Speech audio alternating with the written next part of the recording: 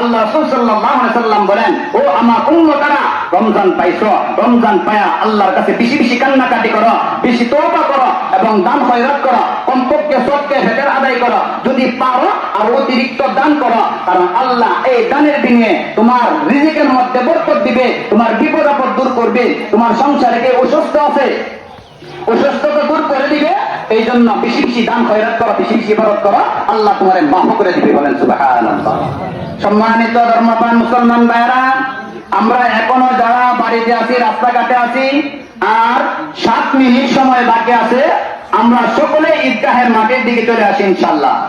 সম্মানিত মুসলমান ভাইরা, আমাদের দক্ষিণ সাটিয়াদি বাজার ঈদগাহ মাঠে ঈদ উল ফিতরের জামাত 9টা 30 অনুষ্ঠিত হবে, আর 7 মিনিট সময় বাকি আছে।